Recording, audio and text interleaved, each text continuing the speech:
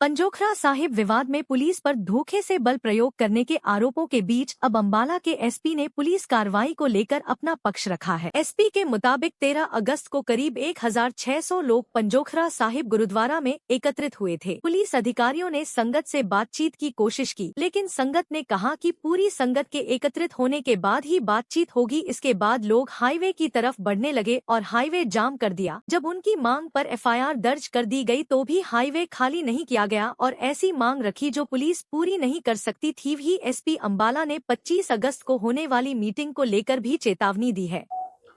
देखिए, जो ये घटना है 13 अगस्त की है, वो आप सब लोगों के सामने है।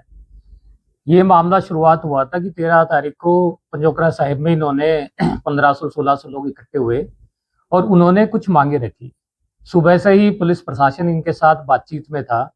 हमारे 4 डीएसपी वहाँ पे पंजोखरा थाने में बैठे हुए थे और सुबह इनसे जाके बातचीत भी करके आए और इन्होंने एक आश्वासन दिया था कि जो संगत इकट्ठी होने के पश्चात हम आप लोगों से बातचीत करेंगे और हम शुरुआत से ही इनसे बातचीत करने को तैयार थे और इनकी मांगों के ऊपर में अच्छे से विचार करने के लिए तैयार थे। परंतु उन्होंने अपनी बात पे नहीं रहते हुए इन्होंने कहा था कि 5 मेंबर की कमेटी पंजोखरा थाने में आपकी डीएसपी से मिलेगी और उसके बाद में हम आगे का निर्णय लेंगे।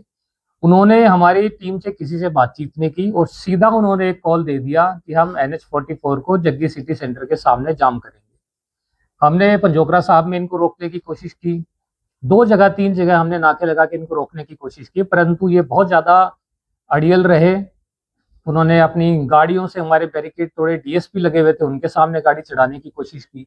तो यदि ये कहते हैं कि धोखे से लाठीचार्ज हुआ, पहला धोखा तो इन्होंने किया।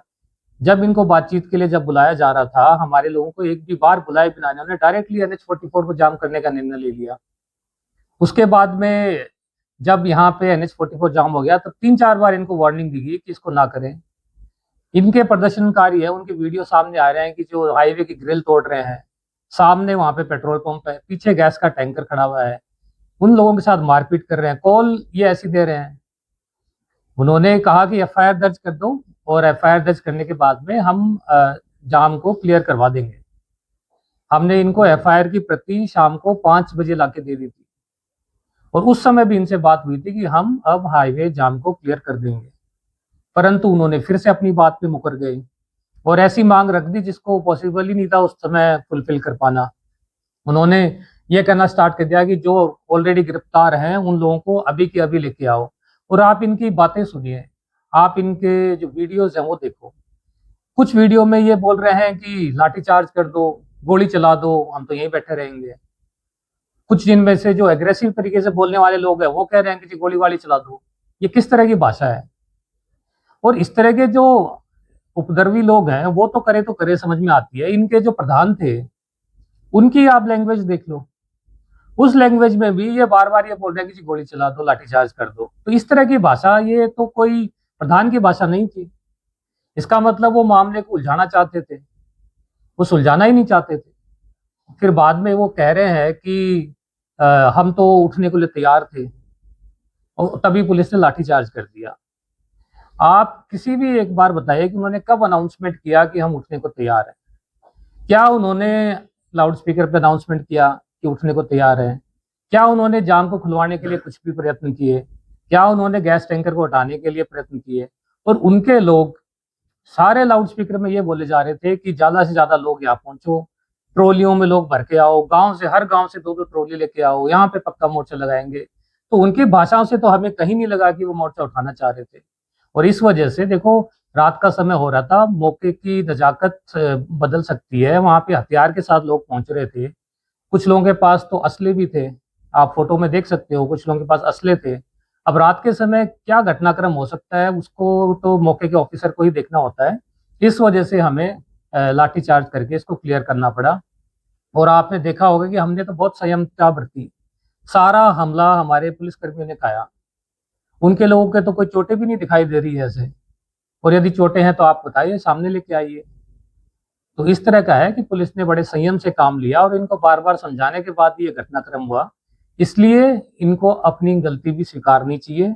बार बार बातें बदलना, बार बार जो उन्होंने हमें आश्वासन दिया था उससे मुकरना, ये इन सब की गलती है। और जिस तरह से पुलिस ने संयमता से काम लिया है, मैं चाहता हूं कि आगे भी बातचीत से मामला सुलझे, इस मामले को ना उलझाएं, और हम भी बातचीत करने को इनसे तैयार हैं, बातचीत करें और मामले को सुलझाएं। सर, जिनके ऊपर एफआईआर हुई है उनके ऊपर अब आगे क्या कार्रवाई की जाए? देखिए, 2 एफआईआर जो दर्ज हो चुकी है, अब उसका इन्वेस्टिगेशन चल रहा है। अभी हम सारे सीसीटीवी फुटेज, जो वीडियो फुटेज है, उन सबको फाइल पे संलग्न कर रहे हैं। हमारे जितने भी पुलिसकर्मी हैं उनकी एमएलआर है, वो भी हमने फाइल पे लगा ली है, और अभी इन्वेस्टिगेशन चल रहा है। हम सारे एविडेंसेस हैं वो फाइल पे लेके आ रहे हैं, उसके अनुसार कार्रवाई की जाएगी। सर, पब्लिक आज आजकल सोशल मीडिया पर कमेंट कर रहे हैं इस घटना के बाद कि जो प्रधान है वो इस तरह का मामला करके गायब हो जाते हैं, पुलिस के साथ साठगांठ है या फिर कोई और रणनीति है? देखिए, ऐसा है कि इसमें कुछ लोग ऐसे होते हैं कि जो बार बार मामले को भड़काने वाले भाषण देते हैं। सबसे पहले माइक को पकड़ लेते हैं और माइक से पकड़ के कोई समझौता नहीं होने देते। वहां पे सारी बड़ी बड़ी बातें करते हैं कि जी गोलियां मार दो, हम तो यहाँ ही मर जाएंगे, छोड़ के नहीं जाएंगे, रात भर बैठेंगे। और जैसे ही एक्शन स्टार्ट हुआ, तो पता नहीं एक्शन स्टार्ट हुआ या उससे पहले ही, जैसे ही उनको आशंका हुई, जो ये सबसे आगे बढ़ बढ़ के जो बोल रहे थे, उनमें से एक आदमी भी नहीं दिखाई दिया। सबसे पहले तो ये लोग भाग गए। इसका मतलब या तो इनको अंदेशा था या तो इनकी कुछ शरारत थी। तो कैसे ये लोग हैं वो सबसे पहले वहां से धरना स्थल से उठ के भाग गए, जो कि सबसे आगे रहते थे। तो ये कुछ जो है, इनका काम केवल भड़काने का है, बाकी लोगों को आगे कर देते हैं, और जैसे ही मामले का स्थिति आउट ऑफ कंट्रोल होती है, पीछे भाग जाते हैं। तो इन लोगों के खिलाफ तो हमारी कार्रवाई बिल्कुल जारी जो रहेगी। नामजद है उनकी गिरफ्तारियां होंगी?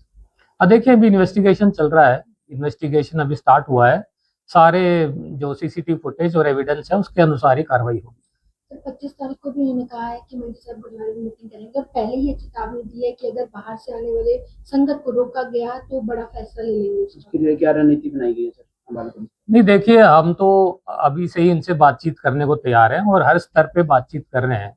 हम चाहते हैं कि बातचीत से ही इस मामले को सुलझाया जाए, और हम इनसे बातचीत करेंगे। हम चाहते हैं कि जो भी बात हो वो शांतिपूर्वक हो। पहले जो भी लोग इसमें इसको लीड कर रहे हैं, वो पहले ये सुनिश्चित कर लें कि जो लोग वहाँ आने वाले हैं वो क्या आपकी बात को मानने के लिए तैयार हैं या नहीं। बाद में ये बहाना ना करें कि जो लोग हैं उन्होंने हमारी सुनी नहीं या फिर हमारे आउट ऑफ कंट्रोल चले गए। दूसरा है, कोई धरना स्थल पे इस तरह के हथियार लेके आने की भी बिल्कुल इनकी तरफ से मनाही होनी चाहिए। ये कमेटी है, ये पहले से ही स्ट्रॉन्ग एक्शन ले कि हम किसी भी हथियारबंद को यहाँ अलाउ नहीं करेंगे। हथियार का बारे में ये बार बार बोल रहे हैं कि जी धार्मिक मामला है, हम लेके आते हैं, लेकिन मान लो धार्मिक मामला है तो चलाने की जरूरत थी वहां पे क्या चलाने की जरूरत थी? पंजोखरा साहब गुरुद्वारे के सामने जो घटनाक्रम हुआ, उसमें भी पुलिस कर्मियों को चोटें मारने की क्या जरूरत थी? वो तो किसी एक आदमी को बचा रहे थे। मान लीजिए उसने गाड़ी से टक्कर मार दी, तो क्या आपका मामला ये नहीं बनता था कि उसको पकड़ के पुलिस को हवाले करें? क्या जरूरत है कि 15-20 लोग भाले से मार रहे हैं, फरसे से मार रहे हैं, क्या जरूरत है उसको मारने की? आप पुलिस को हैंड ओवर कर दो, वो पुलिस कार्रवाई करती। वहां पे पुलिसकर्मी भी थे, उनको साथ मारपीट करने की क्या जरूरत थी? तो ये है कि कुछ लोग हैं वो मामले को भड़काना चाहते हैं, वो चाहते ही नहीं है कि इसका समाधान हो। सर, घायल पुलिसकर्मी जो घायल हुए थे, विशेष तौर पर डीएसपी जिनका अंगूठा ही अलग हो गया, उनकी अब क्या स्थिति है? नहीं, डीएसपी साहब की अभी स्थिति स्थिर है, वो अभी भी ऑपरेशन वार्ड में ही है, और वहाँ पे उनका सर्जरी हो चुकी है, और डॉक्टर ने बताया है कि 50-60% चांसेस हैं कि अंगूठा की मूवमेंट होगी, परंतु काफ़ी ज़्यादा चांसेस है कि अंगूठे की मूवमेंट ना हो। तो अभी लेकिन एक बार ऑपरेशन सक्सेसफुल हो चुका है, आगे 2 या 3 ऑब्जर्वेशन के बाद में पता चलेगा, और फिजियो के बाद में पता चलेगा कि अंगूठा काम करना स्टार्ट करेगा। तो पुलिस की जिम्मेदारी बनती है कि नेशनल हाईवे को जाम ना होना दे, लॉ एंड ऑर्डर सिचुएशन को खराब ना होने दे। तो हमने वहां पे नाके लगाए हुए थे नारायणगढ़ रोड पे, और ट्रैफिक को डाइवर्ट भी किया हुआ था। और हमारी जिम्मेदारी बनती है कि कोई भी ऐसे तो कोई भी वर्ग आके कहीं पे भी किसी हाईवे पे बैठ जाएगा, तो हमारी जिम्मेदारी थी रोकने की। उनकी तरफ से हुआ ना हो, हमने तो रोकने के लिए ही उनको, जो भी हमारा फोर्स है वो माइल्ड फोर्स यूज किया, लेकिन उन्होंने तो गाड़ियां मार मार के वो तोड़े हैं हमारे बैरिकेड, अपनी गाड़ियों से टक्करें मारी है। डीएसपी साहब गाड़ी के सामने खड़े हैं, उनसे बार बार बात कर रहे हैं कि आप यहीं बात कर लेंगे, वहां जाने की क्या जरूरत है? हम तो पंजोखरा साहिब गुरुद्वारे में भी आके बात करने को तैयार थे, पंजोखरा थाने में बात करने को तैयार थे, नारायणगढ़ रोड पे भी बात करने को तैयार थे, लेकिन NH 44 जाने की क्या आवश्यकता थी? तो इसका मतलब वो चाहते हैं कि मुद्दा बढ़े, और इनके बयान भी ऐसे ही थे। मैंने पहले ही बताया, बयान भी भड़काऊ बयान थे। पुलिस कर्मियों के साथ उलझना, वहां पे उनको गलत बातें बोलना, उनको उकसाना, तो इस तरह का है कि इनका व्यवहार बहुत अच्छा नहीं था। परंतु फिर भी है, हम इनसे बातचीत करेंगे और चाहते हैं कि मामला सुलझे। कहीं पे भी ये बातचीत करना कि हमसे ऑफर करेंगे, हम बातचीत करेंगे। और उस दिन भी पजोकड़ा साहब ने आके भी हम लोग यही आश्वासन और हमारी जितनी भी इनकी डिमांड थी हम मानने को तैयार थे।